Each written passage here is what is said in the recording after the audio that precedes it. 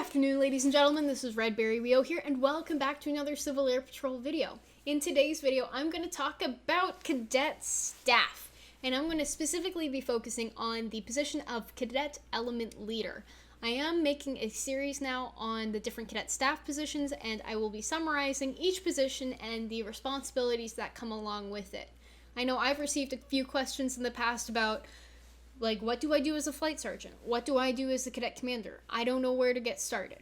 These videos are kind of to walk you through what you can be doing. You don't need to do everything that it says, but it's good points to keep in mind. There is something called the Cadet Staff Handbook, which I have linked down below, which is a resource available for you as a cadet staff member to review what your responsibilities are and what other people's responsibilities are in the unit, in addition to suggested minimum grades, maximum grades, etc. So it is a great resource, and I highly recommend you check it out if you do have any questions, and you can leave them in the comments down below. So let's go ahead and get started with the element leader. The element leader is the first link in the chain of command. So if you look at each of the stages as you move your way up, there's the general element leaders, and then the one straight above that is the element leader. And the element leader is typically in charge of about 5 people, sometimes more, sometimes less, but not too many people, and is part of the flight.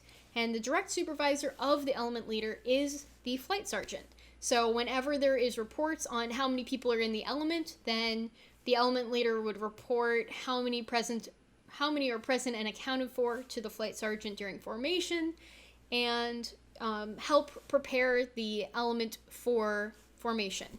In addition to that, they help prepare for inspections, they debrief after inspections, they pass along information from the flight sergeant, they mentor the new members who are in their element, and they actively communicate between the element members and the flight sergeant to ensure transparency between everyone.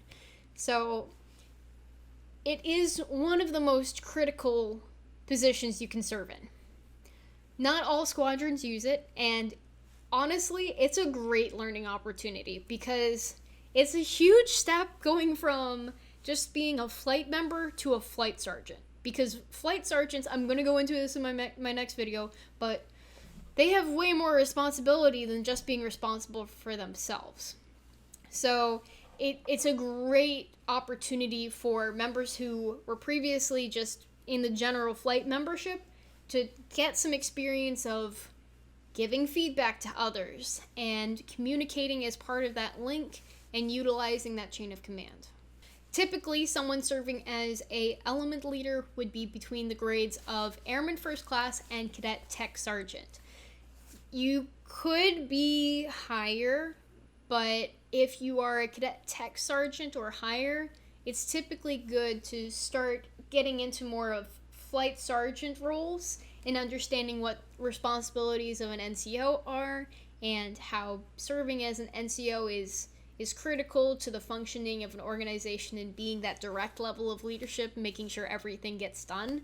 So as I said, that transition between flight member to flight sergeant can be a bit of a gap.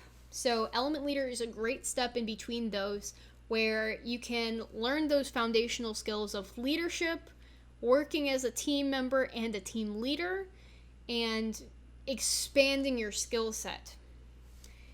You don't necessarily need to know everything. Like if you're a Cadet Airman First Class, you probably joined within the past few months. You may not necessarily know everything in terms of drill, being able to lead drill, give commands, or anything like that.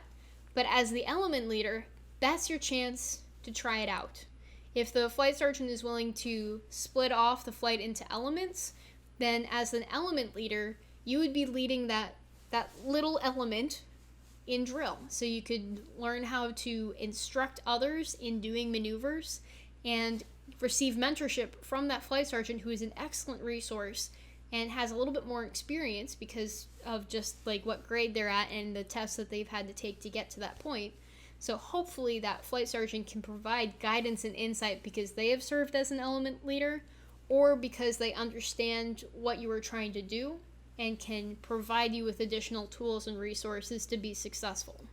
And then in the formation, the element leader is the one who is fallen in on the far right side of the element if you are talking about line formation, and like, let's say I'm in the formation, then the element leader would be on the far right and the flight sergeant's facing us.